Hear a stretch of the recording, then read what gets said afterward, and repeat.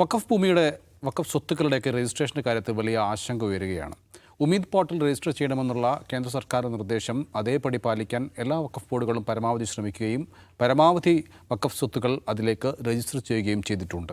അതിനുള്ള കാലാവധി കഴിഞ്ഞ ആഴ്ചകൾക്ക് മുമ്പ് തീരുകയും ചെയ്തു. പക്ഷേ ഇപ്പോഴാണ് ഈ രജിസ്റ്റർ ചെയ്ത അല്ലെങ്കിൽ അപേക്ഷിച്ച പലതും കേന്ദ്ര സർക്കാർ നിരസിക്കുകയാണ് ചെയ്തിരിക്കുന്നത്. ഉത്തർപ്രദേശിൽ മാത്രം 32,000 അപേക്ഷകൾ കേന്ദ്രം നിരസിക്കുകയാണ് ചെയ്തത്. അതായത് ഇതൊന്നും വഖഫ് സ്വത്തല്ല എന്ന നിലപാടിലേക്ക് കേന്ദ്രം പോവുകയാണ്.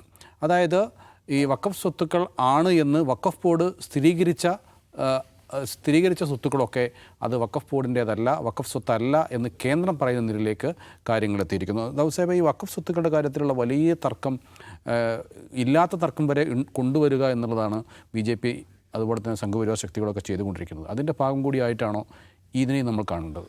അല്ല, ഉമീദ് പോർട്ടൽ എന്ന് പറയുന്നത്, ഇപ്പോൾ ഉമീദ് എന്ന് പറയുന്നത് യൂണിഫൈഡ് വഖഫ് മാനേജ്മെൻറ്റ്, എന്താണ്, എംപവർമെൻറ്റ് ഡെവലപ്മെൻറ്റ് എന്ന് പറഞ്ഞിട്ട് ഈ വഖഫ് ഭേദഗതി ബില്ലിന് അവർ കൊടുത്തിട്ടുള്ള പേരാണ്. അതിൻ്റെ ഭാഗമായിട്ടാണ് ഉമീദ് പോർട്ടൽ വരുന്നത്. ഉമീദ് പോർട്ടലിൻ്റെ ലക്ഷ്യം എന്ന് വെച്ചാൽ രാജ്യത്തെങ്ങുമുള്ള വഖഫ് സ്വത്തുക്കൾ ഒരു സെൻട്രലൈസ്ഡ് പോർട്ടലിൽ രജിസ്റ്റർ ചെയ്യുക. അതിനുവേണ്ടി കേന്ദ്ര സർക്കാർ എല്ലാ സ്റ്റേറ്റ് വഖഫ് ബോർഡുകൾക്ക് നിർദ്ദേശം കൊടുക്കുന്നു. അതിന് വളരെ ലിമിറ്റഡ് ആയിട്ടുള്ളൊരു ടൈം സ്പാൻ കൊടുക്കുന്നു. വിവിധ സ്റ്റേറ്റ് വഖഫ് ബോർഡുകൾ ഇൻഡിവിജ്വലായിട്ടും ദേശീയ തലത്തിൽ കൂട്ടായി നിരന്തരം ആവശ്യപ്പെട്ടപ്പോൾ ഇങ്ങനെ ചെറിയ രീതിയിൽ എക്സ്റ്റെൻഡ് ചെയ്ത് കൊടുക്കുന്നു. ആ എക്സ്റ്റൻഷൻ ടൈം കഴിഞ്ഞു. അപ്പോൾ അതിലിപ്പോൾ എല്ലാ സ്റ്റേറ്റിൽ നിന്നും രജിസ്റ്റർ ചെയ്തിട്ടുണ്ട്. അപ്പോൾ അതിൽ അവരുടെ ഭാഗം എന്താണെന്ന് വെച്ചിട്ടുണ്ടെങ്കിൽ ഇതിനൊന്ന് കോഡിഫൈ ചെയ്തു, സെൻട്രലൈസ്ഡ് ഡാറ്റാ ബാങ്ക് ഇന്ത്യയിലെ വഖഫ് പ്രോപ്പർട്ടിയുമായി ബന്ധപ്പെട്ടുണ്ടാക്കുക.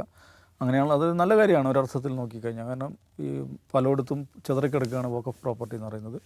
അപ്പോൾ അത് കൃത്യപ്പെടുത്തുക, അതിനൊരു ഡാറ്റ പോർട്ടലിലേക്ക് കൊണ്ടുവരിക. ആ നിലയ്ക്ക് ഒരു ശാസ്ത്രീയമായിട്ടുള്ള ഒരു വഖഫ് സ്വത്തിൻ്റെ ശാസ്ത്രീയമായിട്ടുള്ള ഒരു ശേഖരവും ഒരു തരംതിരിവും എന്നുള്ള അർത്ഥത്തിലാണ് അവരതിനെ പരിചയപ്പെടുന്നത്.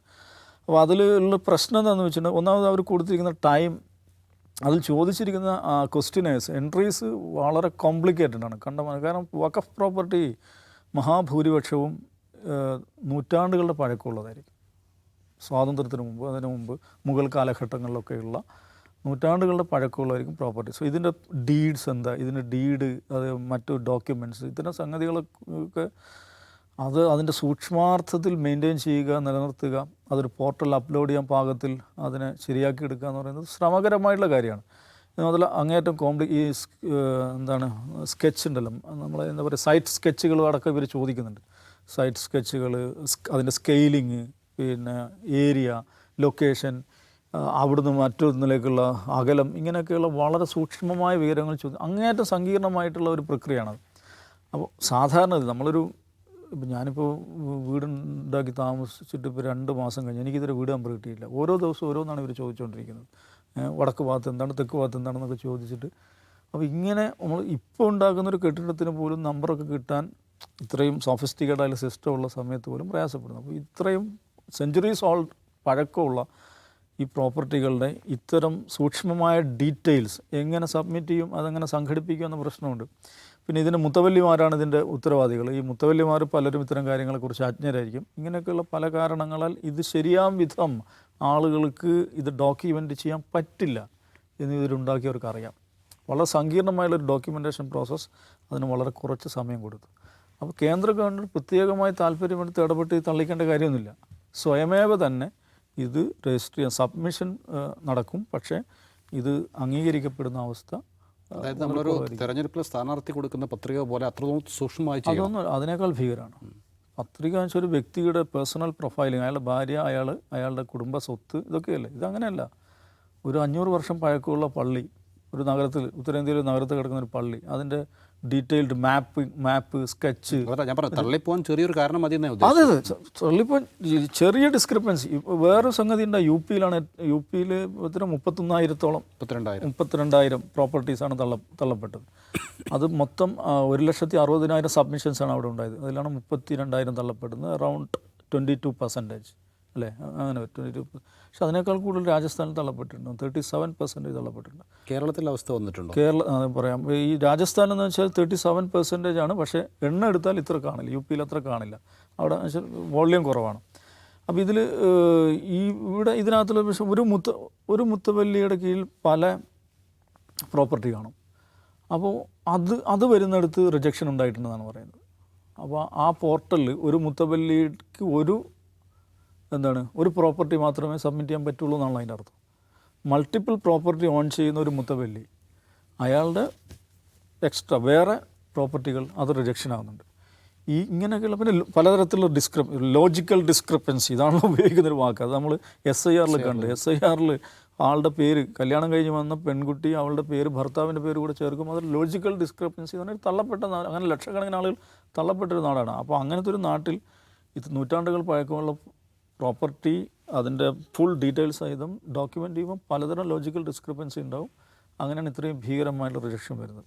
അപ്പോൾ അതിൽ ഇപ്പോൾ നൗഫൽ ചോദിച്ചതിന് ഏറ്റവും കൂടുതൽ റിജക്ഷൻ വന്നിരിക്കുന്നത് പെർസെൻറ്റേജ്, ഏറ്റവും നമ്പർ വൈസ് പറയുകയാണെങ്കിൽ UP ആണ്, പെർസെൻറ്റേജ് വൈസ് പറയുകയാണെങ്കിൽ രാജസ്ഥാനാണ്, പിന്നെ വന്നിരിക്കുന്നത് വെസ്റ്റ് ബംഗാളാണ്. വെസ്റ്റ് ബംഗാളിൽ അറൗണ്ട് 34% അവിടെ റിജക്ഷൻ വന്നിട്ടുണ്ട്. കേരളത്തിൽ 80,000 ചില്ലാനാണ് സബ്മിഷൻ ഉണ്ടായിട്ടുള്ളത്. അതിൽ 63,000 സംതിങ് അത് വാലിഡേറ്റ് ചെയ്യപ്പെട്ടിട്ടുണ്ട്. റിജക്ഷൻ ഒന്നും ഉണ്ടായിട്ടില്ല. ബാക്കിയുള്ള 15,000 ചില്ലാൻ ഇൻ പ്രോസസ്, വാലിഡേഷൻ പ്രോസസ്സിലാണെന്നുള്ളതാണ് സൈറ്റിൽ അതിൻ്റെ ഇത് കാണാം. ആർക്കും ആ സൈറ്റിൽ പോയി ഇതിൻ്റെ ഇത് എടുക്കാവുന്ന. മുനമ്പത്തിൻ്റെ അവസ്ഥ എന്താ? മുനമ്പ് ഇൻ പ്രോസസ്സാണ്. റിജക്ഷൻ കേരളത്തിൻ്റെ കാര്യത്തിൽ റിജക്ഷൻ വന്നിട്ടില്ല. അപ്പോൾ അതിലും കാണും കേരളത്തിൽ മുസ്ലിം സംഘടനകളും വഖഫ് ബോർഡും വലിയ തോതിൽ ട്രെയിനിങ് കൊടുത്തിരുന്നു ഈ മുത്തവല്ലിമാർക്കും വഖഫ് പ്രോപ്പർട്ടി ഓൺ ചെയ്യുന്ന ആളുകൾക്കും. ഹൗ ടു രജിസ്റ്റർ ഇറ്റ്, എങ്ങനെയാണ് അത് മാനേജ് ചെയ്യേണ്ടുന്ന കാര്യത്തിലൊക്കെ വളരെ എക്സ്റ്റെൻസീവായുള്ള ട്രെയിനിങ് കൊടുത്തിരുന്നു. ഒരു പ്രൊഫഷണൽ ട്രെയിനിങ് കൊടുത്തിരുന്നു. അതിൻ്റെ ഗുണം അതിനകത്തുണ്ട്. അപ്പോൾ ആ നിലക്കുള്ള ശ്രമമൊന്നും UPയിൽ ഇവിടെ നടന്നിട്ടുണ്ടാവില്ല. പിന്നെ കേരളത്തിലെ പ്രോപ്പർട്ടീസ് എന്ന് പറയുമ്പോൾ വഖഫ് പ്രോപ്പർട്ടി 80,000 ചില്ലാൻ പ്രോപ്പർട്ടീസ് ഞാൻ പറഞ്ഞല്ലോ. നമ്പർ വെച്ച് നോക്കുകയാണെങ്കിൽ UPക്കും വെസ്റ്റ് ബംഗാളിന് ശേഷം കേരളമാണ് ഇൻ ടേംസ് ഓഫ് സബ്മിഷൻ വരുന്നത്. പക്ഷേ കേരളത്തിലെ പ്രോപ്പർട്ടി എന്ന് പറയുമ്പം 80,000 പ്രോപ്പർട്ടി ഉണ്ടെങ്കിലും അത് സൈസ് നോക്കിക്കഴിഞ്ഞാൽ വളരെ ചെറുതായിരിക്കും, ഏരിയ വളരെ കുറവായിരിക്കും. ഉദാഹരണം പറഞ്ഞാൽ ഉത്തരേന്ത്യയിലെ പ്രോപ്പർട്ടികൾ പ്രധാനമായിട്ട് വരുന്ന ഒരു ഐറ്റം എന്ന് വെച്ചാൽ ഈദ്ഗാഹ്. ഡെഡിക്കേറ്റഡ് ഈദ്ഗാഹ് എന്ന് പറയുന്ന കോൺസെപ്റ്റേ കേരളത്തിലില്ല. ആകെ എനിക്ക് തോന്നുന്നു തലശ്ശേരിയിൽ മാത്രമേ അത് ഉണ്ടാവുള്ളൂ. പക്ഷേ ഉത്തരേന്ത്യയിൽ നമ്മൾ യാത്ര ചെയ്താൽ കാണാൻ പറ്റും ഡെഡിക്കേറ്റഡ് ഈദ്ഗാഹുകൾ ഇഷ്ടം പോലെ കാണാൻ പറ്റും. That is used only twice in A year. Thalassery എന്ന് പറഞ്ഞാൽ സ്റ്റേഡിയത്തിനടുത്തുള്ള. അതല്ലാതെ വേറെ ഡെഡിക്കേറ്റഡ് ഈദ്ഗാഹ് കേരളത്തിലുള്ളതായിട്ട് എനിക്കറിയാം. എനിക്കൊന്ന് കൊല്ലം കർബല എന്ന് പറയുന്നത് ഉണ്ടെന്ന് തോന്നുന്നു. അത് ഈദ്ഗാഹ് ആയിട്ടാണോ വഖഫ് ഇതിന് അറിയില്ല. എനിവേ അപ്പോൾ പിന്നെ വലിയ ലാർജ് സെമിട്രീസ് അത് ഉത്തരേന്ത്യയിൽ കാണാൻ പറ്റും. പിന്നെ വലിയ മസ്ജിദ് കോംപ്ലക്സുകൾ അതൊന്നും കേരളത്തിലില്ല. അപ്പോൾ കേരളത്തിൽ 80,000 എന്ന് പറയുമ്പോൾ അത് ഈ നമ്പേഴ്സ് അത് 3ാം സ്ഥാനത്ത് വരുന്നുണ്ടെങ്കിലും അത് ഇൻ സൈസ് വളരെ കുറച്ചാണ്. ഇന്ന് മാത്രമല്ല കേരളത്തിൽ ഉത്തരേന്ത്യയിലെ പോലെ വലിയ പഴക്കമുള്ള ഡോക്യുമെൻറ്റേഷൻ എന്ന് പറഞ്ഞാൽ അത്ര പ്രയാസകരമാവില്ല ഉത്തരേന്ത്യയിലതുപോലെ. വളരെ റീസെൻ്റ് ആയിട്ടുള്ള പ്രോപ്പർട്ടീസ് ആയിരിക്കും ഉണ്ടാകുക. പിന്നെ പറഞ്ഞ ഒരു മുത്തവല്ലിമാരുടെ അജ്ഞത ഇതിലൊരു ഘടകമാണ്. നോക്കൂ, അസം, ജമ്മു കാശ്മീർ വളരെ കുറച്ചേ ഉള്ളൂ, ഫ്യൂ തൗസൻഡ് സബ്മിഷൻസേ ഉള്ളൂ. ഇന്ത്യയിൽ മുസ്ലിങ്ങൾ ഇൻ പെർസെൻറ്റേജ് നോക്കിക്കഴിഞ്ഞാൽ 1ാം സ്ഥാനത്ത് നിൽക്കുന്നത് ജമ്മു കാശ്മീരാണ്, 2ാം സ്ഥാനത്ത് നിൽക്കുന്നത് അസമാണ്. അസമിൽ നിന്ന് 600 ചില്ലാൻ സബ്മിഷൻസേ ഉള്ളൂ. അങ്ങനെ സംഭവിക്കാൻ യാതൊരു വകയില്ല എന്ന് പറഞ്ഞാൽ അതിൻ്റെ കാരണം അസമിൽ അവരെത്രത്തോളം ഇത്തരം കാര്യങ്ങളെക്കുറിച്ച് ബോധവാന്മാരാണ്, അവർ എഡ്യൂക്കേറ്റഡാണ്, അവർക്ക് ഇത് അറിയാം എന്ന ചോദ്യമൊക്കെ അവിടെ ഉണ്ട്. അപ്പോൾ ഇതിലൊരു പ്രശ്നം ഇതാണ്. ഇപ്പോൾ UPയിൽ 1,60,000 സബ്മിഷൻസ് വരുന്നു, വഖഫ് പ്രോപ്പർട്ടി സബ്മിറ്റ് ചെയ്യപ്പെടുന്നു, അതിന് 31,000 റിജക്റ്റഡ് ആവുന്നു. ആ പ്രോപ്പർട്ടി എന്താണ് അവരതിന് ചെയ്യുക? 31,000 പ്രോപ്പർട്ടി എന്ന് പറഞ്ഞാൽ ചില്ലറ സംഗതിയല്ലല്ലോ. അപ്പോൾ ഇതിന് റെമഡിയൽ മെഷേഴ്സ് ഇല്ല ഇതിനകത്ത്. ഇതാണ് ഇതിലൊരു പ്രശ്നം. ഈ പോർട്ടലിനകത്ത് ഇതിനകത്ത് റെമഡിയൽ മെഷേഴ്സ് ഇല്ല. ഇതിനുള്ള ഒരേ ഒരു റെമഡിയൽ മെഷർ എന്താണെന്ന് ചോദിച്ചിട്ടുണ്ടെങ്കിൽ ഇവർക്ക് വഖഫ് ട്രിബ്യൂണലിലേക്ക് പോകണം. വഖഫ് ട്രിബ്യൂണലിലേക്ക് പോകുന്നതെന്ന് വെച്ചാൽ വഖഫ് ബോർഡിലാണ് പോകേണ്ടത്. ഓരോ ഇൻഡിവിജ്വൽ മുത്തവല്ലിയും ഓരോ ഇൻഡിവിജ്വൽ കേസായിട്ട് ഇതിങ്ങനെ ഫൈറ്റ് ചെയ്തുകൊണ്ടിരിക്കും. 31,000 കേസുകൾ UPയിൽ മാത്രം ഫൈറ്റ് ചെയ്യേണ്ടി വരും എന്ന് പറഞ്ഞാൽ ഇൻ പ്രാക്ടീസ് ഇതിൽ ആക്റ്റീവ് മസ്ജിദുകൾ ഇഷ്ടം പോലെ ഉണ്ട് കേട്ടോ. ആക്റ്റീവ് മസ്ജിദ് എന്ന് പറഞ്ഞാൽ ഉപയോഗിച്ചുകൊണ്ടിരിക്കും, നൂറ്റാണ്ടുകളായി ഉപയോഗിച്ചുകൊണ്ടിരിക്കുന്ന വഖഫ് നിയമം അനുസരിച്ച് ജില്ലാ കളക്ടർക്ക് അത് വഖഫ് ഭൂമി. യെസ്, അതാണ് ഇത്. വളരെ പെട്ടെന്ന് ഇതിൻ്റെ സ്റ്റാറ്റസ് മാറി. വഖഫ് പ്രോപ്പർട്ടി എന്നുള്ളതിൽ മാറി ഡിസ്പ്യൂട്ടഡ് പ്രോപ്പർട്ടിയായി മാറി. ഡിസ്പ്യൂട്ടഡ് പ്രോപ്പർട്ടിയായി മാറിക്കഴിഞ്ഞാൽ എന്താ സംഭവിക്കുന്നത് വഖഫ് അമെൻമെൻറ്റ് ആക്ടിൽ പറയുന്നുണ്ട്. അത് നേരത്തെ അങ്ങനെ ഒരു ഡിസ്പ്യൂട്ട് ഉണ്ടായിക്കഴിഞ്ഞാൽ തന്നെ ജില്ലാ കളക്ടർക്ക് ഏറ്റെടുക്കാം എന്നായിരുന്നു ആദ്യത്തെ ഇതിലുണ്ടായിരുന്നത്. അതാണ് കോടതി ഇടപെട്ടത്. അതിലെന്തോ അമെൻമെൻറ്റ് വരുത്തിയിട്ടുണ്ട്. പക്ഷെ അപ്പോഴും അതൊരു ഡിസ്പ്യൂട്ടഡ് പ്രോപ്പർട്ടിയായി മാറി. ഇതിൽ നല്ലൊരു ശതമാനവും ഫങ്ഷണൽ മോസ്കുകളാണ്. എല്ലാ ദിവസവും ആളുകൾ ഉപയോഗിച്ചുകൊണ്ടിരിക്കുന്ന, പ്രാർത്ഥിച്ചുകൊണ്ടിരിക്കുന്ന പള്ളികളാണ്. ഇത് നമുക്ക് നൂറ്റാണ്ടുകളായി മനുഷ്യർ വിശ്വാസികൾ ഉപയോഗിച്ചുകൊണ്ടിരിക്കുന്ന പള്ളികൾ വളരെ പൊടുന്നനെ ഒരു ഡിസ്പ്യൂട്ടഡ് സൈറ്റായി മാറും. ഡിസ്പ്യൂട്ടഡ് അല്ലാത്തതിന് ഇപ്പോൾ കഴിഞ്ഞ ഈ ജൂൺ മാസത്തിൽ മാത്രം ഡസൺ കണക്കിന് പള്ളികൾ പൊളിച്ചതിൻ്റെ കഥകളാണ് നമ്മൾ രാജസ്ഥാനിൽ നിന്ന് ഗുജറാത്തിൽ നിന്ന് കേട്ടത്. ജമിയത്തുൽ ഉലമ ഹിന്ദ് ഔദ്യോഗികമായിട്ട് അത്തരം സെൻറ്ററുകളിലേക്ക് അവരുടെ പ്രതിനിധികളെ അയക്കുകയും മാധ്യമങ്ങളോട് സംസാരിക്കുകയും ചെയ്തു. വളരെ പഴക്കമുള്ള ഇപ്പോൾ 400 വർഷമുള്ള ഒരു പള്ളി, അതെന്താണ്, അത് എൻക്രോച്ച്ഡ് ലാൻഡിലാന്ന് പറഞ്ഞാൽ ബുൾഡോസർ ഇട്ട് പൊളിക്കുക എന്ന് പറഞ്ഞാൽ എന്താണ് അതിൻ്റെ അർത്ഥം? അപ്പോൾ ഈ എൻക്രോച്ച്മെൻറ്റ് എന്നുള്ളതിൻ്റെ അർത്ഥം എന്താണ്? 400 വർഷം മുമ്പ് ആരെ എൻക്രോച്ച് ചെയ്തു, ആരെ എൻക്രോച്ച് ചെയ്തു? ഇങ്ങനെ ചോദ്യമില്ലേ? ഇങ്ങനെ ഈ സ്വാതന്ത്ര്യത്തിന് മുമ്പേ നിർമ്മിക്കപ്പെട്ട മസാറുകൾ, മസ്ജിദുകളാണ് കഴിഞ്ഞ ഒരു മാസത്തിനിടയിൽ 400 ചില്ലാൻ പൊളിക്കപ്പെട്ടു. ഗുജറാത്ത്, രാജസ്ഥാൻ, ഹരിയാന, ഡൽഹി സംസ്ഥാനങ്ങളായിട്ട്. അപ്പോൾ അത് വളരെ ബ്ലാറ്റൻ്റായിട്ട് മസ്ജിദുകൾ, മുസ്ലിം പ്രോപ്പർട്ടീസ് നശിപ്പിക്കുകയാണെങ്കിൽ വളരെ നിയമപരമായിട്ട് സാങ്കേതികമായി ഇത് വളരെ പെട്ടെന്ന് എന്താണ് ഒരു ലീഗൽ ബാറ്റിലേക്ക് കൊണ്ടുപോവുക, ഡിസ്പ്യൂട്ടഡ് സൈറ്റാക്കി മാറ്റുക. അപ്പോൾ ഉമീദ് എന്നുള്ള എന്താണ്, ഉമീദ് കൊണ്ട് അവർ പറയുന്നത് വഖഫ് എംപവർമെൻ്റ് ആണെങ്കിൽ ഫലത്തിൽ വഖഫിനെ ഇല്ലാതാക്കുക എന്നുള്ള ഒരു ലക്ഷ്യം ഇതിനകത്തുണ്ടെന്ന് ആർക്കും സംശയിക്കാം. സാഹിബ്, നമ്മുടെ നിലവിൽ പള്ളികൾ പൊളിച്ചുകൊണ്ടിരിക്കുന്ന കാര്യങ്ങളെക്കുറിച്ച് പറഞ്ഞു. അപ്പോൾ അത് പ്രത്യേകിച്ച് നിയമത്തിൻ്റെ ഭാഗമായിട്ടോ ഒരു കടലാസിൻ്റെ ബലത്തിലോ ഒന്നുമല്ല. അത് സർക്കാർ തീരുമാനിക്കുന്നു, പൊളിക്കുന്നു. പക്ഷേ ഇത് നിയമം പാലിക്കുക എന്ന ഒരൊറ്റ ഉദ്ദേശം വെച്ചുകൊണ്ട്, അല്ലെങ്കിൽ ഈ നിയമത്തിൻ്റെ പിന്തുണയോടുകൂടി, ഈ വഖഫല്ല എന്ന് തീരുമാനിച്ചോടുകൂടി അവർക്ക് എന്തും ചെയ്യാമല്ലോ, പൊളിക്കുകയോ മാറ്റുകയോ ഒക്കെ ചെയ്യാം. അങ്ങനെ നിരവധിയായ പള്ളികൾ എല്ലാം പൊളിക്കപ്പെടുന്നൊരവസ്ഥയിലേക്ക് എത്തുമോ? ഈ മോദി അധികാരത്തിൽ വന്നതിന് ശേഷം പ്രത്യക്ഷത്തിൽ നല്ലത് എന്ന് തോന്നുന്ന കുറേ അധികം കാര്യങ്ങൾ ചെയ്യുന്നുണ്ടാവല്ലോ. പ്രത്യക്ഷത്തിൽ നമുക്ക് നല്ലതാണ്. ഇപ്പോൾ ഉദാഹരണത്തിന് മുത്തലാഖ് നിരോധന നിയമം കേൾക്കുമ്പോൾ തന്നെ നല്ല രസമാണ്. ആ മുത്തലാഖ് നിരോധിക്കേണ്ടതല്ലേ എന്ന് ചോദിച്ചാൽ എല്ലാവരും ശരിയാണെന്ന് പറയും. മുസ്ലിം കമ്മ്യൂണിറ്റിയിൽ എല്ലാവരും പറയും അത് നിരോധിക്കണം എന്ന് പറയും. ഈ പ്രത്യക്ഷത്തിൽ നല്ലത് എന്ന് തോന്നുന്ന ഏത് നിയമനിർമ്മാണമോ എന്ത് നടപടിയോ ആവട്ടെ, അതിന് പിന്നിൽ കൃത്യമായ അജണ്ട ഉണ്ടാവും. അത് പൗരത്വം നൽകാനല്ലേ പൗരത്വ നിയമം? ഞങ്ങൾ പൗരത്വം നിഷേധിക്കുകയല്ലോ, പൗരത്വം നൽകാനല്ലേ എന്ന് ചോദിക്കുമ്പോൾ ശരിയാണല്ലോ, പൗരത്വം കൊടുക്കാനല്ലേ, അതിലിപ്പോൾ എന്താണ് എന്നാണ് എല്ലാവരും ചിന്തിക്കുക. ഇപ്പോൾ വഖഫ് ഭേദഗതി നിയമം കൊണ്ടുവരുമ്പോൾ ആ ഭേദഗതിയിൽ തന്നെ അവർക്കറിയാം ഇത് കോടതി സ്ട്രൈക്ക് ഡൗൺ ചെയ്യും, അത് ഭരണഘടനാ വിരുദ്ധമാണ്, സ്ട്രൈക്ക് ഡൗൺ ചെയ്യുന്ന അവർക്ക് നന്നായിട്ട് അറിയാം. അപ്പോൾ എന്ത് ചെയ്യുന്നു, അതിൻ്റെ കൂട്ടത്തിൽ ഒരു ഉമീദ് പോർട്ടൽ. അപ്പോൾ ഉമീദ് പോർട്ടൽ കേൾക്കുമ്പോൾ മുത്തവല്ലിമാരും മുസ്ലിം സമുദായ സംഘങ്ങൾ കൊള്ളാലോ പരിപാടി, ഇത് അല്ലെങ്കിൽ തന്നെ അന്യാധീനപ്പെട്ടു പോയിക്കൊണ്ടിരിക്കുകയാണ് വഖഫ് ബോർഡുകൾ, അതൊന്ന് ഡോക്യുമെൻ്റ് ചെയ്യേണ്ടത്, ഡിജിറ്റലൈസ് ചെയ്യേണ്ടതെന്ന് എല്ലാവരും വിചാരിക്കുക, അതിനോട് സഹകരിക്കും. അപ്പോൾ ഉമീദ് പോർട്ടലിൽ രജിസ്റ്റർ ചെയ്യുക എന്ന് പറഞ്ഞാൽ ഒരു വഖഫ് പ്രോപ്പർട്ടിയുടെ വഖഫ് സ്വഭാവത്തെ നിർണ്ണയിക്കുന്ന ഒരു കാര്യമേ അല്ല.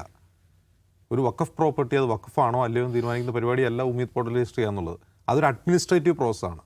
ഒരു ഭരണകൂടം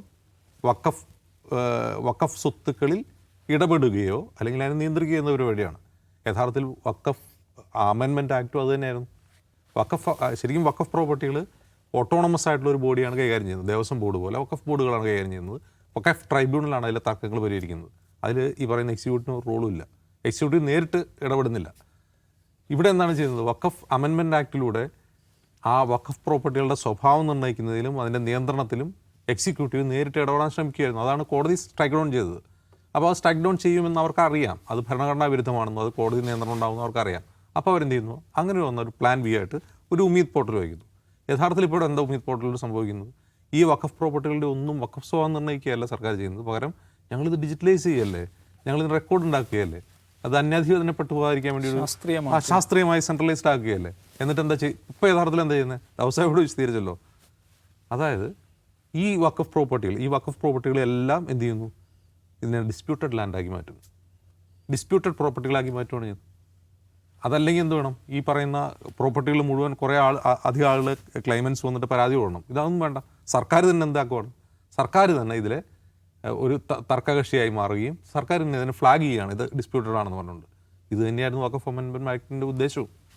ഇനി മറ്റൊരു കാര്യം, ഈ നമ്മൾ ശ്രദ്ധിച്ചുകൊണ്ട കാര്യം, ഏറ്റവും കൂടുതൽ വഖഫ് പ്രോപ്പർട്ടികൾ ഉണ്ടാവുന്നത് യു പിയിലും ബംഗാളിലും ഒക്കെയാണ്. നിങ്ങൾ ഒരു കാര്യം ശ്രദ്ധിച്ചു, ഈ തള്ളപ്പെട്ട പ്രോപ്പർട്ടികളുടെ കൂട്ടത്തിൽ ഏറ്റവും കൂടുതലുള്ള സംസ്ഥാനങ്ങളൊന്ന് തമിഴ്നാടാണ്. 26-27% പ്രോപ്പർട്ടികൾ അവിടെ തള്ളിയുണ്ട്. അപ്പോൾ ഇതിൻ്റെ ഒരു കോമൺ ഫാക്ടർ എന്താണെന്ന് നമ്മൾ നോക്കിക്കഴിഞ്ഞാൽ, ഈ തള്ളപ്പെടുന്നത് ബഹുഭൂരിഭാഗവും നേരത്തെ സൂചിപ്പിച്ച പോലെ സെഞ്ചുറി സോൾഡ് പ്രോപ്പർട്ടികളായിരിക്കും. എന്തുകൊണ്ടാണ് ഈ കൂടുതൽ പ്രോപ്പർട്ടികൾ തമിഴ്നാട്, വെസ്റ്റ് ബംഗാൾ, യു പി വരുന്നത് വെച്ചാൽ ഇവിടെ എല്ലാം മുസ്ലിം റൂളേഴ്സ് ഭരിച്ച സ്ഥലങ്ങളാണ്. കേരളത്തിൽ അങ്ങനെ മുസ്ലിം റൂളേഴ്സ് ഉണ്ടായിട്ടില്ല. അപ്പോൾ മുസ്ലിം റൂളേഴ്സ് ഭരിച്ച സ്ഥലങ്ങളിൽ എന്താണെന്ന് വെച്ചാൽ പൊതു ആവശ്യങ്ങൾക്ക് വേണ്ടി ലാൻഡ് അലോക്കേറ്റ് ചെയ്യും. അന്ന് രാജാക്കന്മാരും നവാബുമാരും ഒക്കെ പൊതു ആവശ്യങ്ങൾക്ക്, അതിപ്പോൾ വിദ്യാഭ്യാസ സ്ഥാപനങ്ങളാകാം, ആശുപത്രികളാകാം, ഇപ്പോൾ ബോംബെ നഗരത്തിൻ്റെയൊക്കെ ഹൃദയഭാഗത്ത് എത്രയോ വഖഫ് പ്രോപ്പർട്ടികളുണ്ടെന്ന് അറിയാം. ഇത് ആശുപത്രികൾ, വിദ്യാഭ്യാസ സ്ഥാപനങ്ങൾ. ഡൽഹിയിലും അപ്പോൾ ഈ പൊതു ആവശ്യങ്ങൾക്ക് വേണ്ടി വഖഫ് ചെയ്യണം. രാജാവ് തന്നെയാണ് വഖഫ് ചെയ്യുന്നത്. അപ്പോൾ വഖഫ് ചെയ്യുമ്പോൾ ഇത്ര പ്രോപ്പർട്ടികളുടെ എണ്ണം കൂടുതലാണ്. തമിഴ്നാട്ടിൽ നവാബ് റൂൾ ഉണ്ടായിരുന്നുകൊണ്ടാണ് അങ്ങനെ സംഭവിക്കുന്നത്. കേരളത്തിൽ അങ്ങനെ റൂളർ ഉണ്ടായില്ല, അതുകൊണ്ടാണ് ഇവിടെ എണ്ണം കുറവ്. ഇവിടെയുള്ളവർ വിശ്വാസികൾ തന്നെ വാങ്ങി കൂട്ടിയ അല്ലെങ്കിൽ വഖഫ് ചെയ്ത സ്ഥലങ്ങൾ മാത്രമേ ഉള്ളൂ, ചെറിയ പ്രോപ്പർട്ടികൾ. അപ്പോൾ ഇതിൽ നമ്മൾ ശ്രദ്ധിക്കേണ്ട കാര്യം, എന്തുകൊണ്ട് യു പിയിൽ ഇത്രയധികം എണ്ണം കൂടുന്നു, രാജസ്ഥാനിൽ എണ്ണം കൂടുന്നു വെച്ചാൽ അവിടെയുള്ള ബഹുഭൂരിഭാഗം വഖഫും ഈ പറയുന്ന പോലെ നൂറ്റാണ്ടുകൾ പഴക്കമുള്ള വഖഫുകളാണ്. ഈ നൂറ്റാണ്ടുകൾ പഴക്കമുള്ള വഖഫുകളോടാണ് സംഘപരിവാറിന് പ്രശ്നം. അല്ലാണ്ട് ഇപ്പോൾ പുതുതായിട്ട് ആരെങ്കിലും സ്ഥലം വാങ്ങി പള്ളി പണിയുന്നതിനോ, ഇപ്പോൾ ബാബരി മസ്ജിദ് പൊളിച്ചതിന് പകരമായിട്ട് 5 ഏക്കറിൽ പള്ളി പണിയുന്നതിനോ അവർക്ക് പ്രശ്നമല്ല. അവരുടെ പ്രശ്നം അതിൻ്റെ പൈതൃകമാണ്. അതായത് ഇന്ത്യയുടെ ഒരു ഹിസ്റ്ററി ഉണ്ടല്ലോ, ആ ഹിസ്റ്ററിയിലുള്ള ആ സംഭവം മുഴുവനായി ഇറേസ് ചെയ്ത് കളണം അവർക്ക്. അത് ഇറേസ് ചെയ്യണമെങ്കിൽ എന്ത് ചെയ്യണം? ഇത്തരം മോന്യുമെൻ്റൽ വാല്യൂ ഉള്ള ഇത്തരം വഖഫ് പ്രോപ്പർട്ടികൾ അവർ ഇല്ലാതാക്കണം. അപ്പോൾ 10,400 പറഞ്ഞപ്പോൾ പൊളിച്ചു കഴിഞ്ഞു, ബാക്കിയുള്ളവയെ ഡിസ്പ്യൂട്ടഡ് ലിസ്റ്റിലേക്ക് ആക്കി കഴിഞ്ഞു, അതൊരു ഘട്ടത്തിൽ പൊളിക്കും. ഇതൊരു ലാർജർ സംഘപരിവാർ അജണ്ടയാണ്. അതല്ലാതെ വഖഫ് പ്രോപ്പർട്ടികളെ ക്രോഡീകരിച്ചുകൊണ്ട് സയൻറ്റിഫിക്കായിട്ട് ഇത് കൈകാര്യം ചെയ്യാമെന്നൊന്നും വിചാരിച്ചേ അല്ല. അത് അവരുടെ വഖഫ് അമെൻമെൻറ്റ് ആക്ടിൻ്റെ ഒരു പ്ലാൻ ബി മാത്രമാണ് ഉമീദ് പോർട്ടൽ.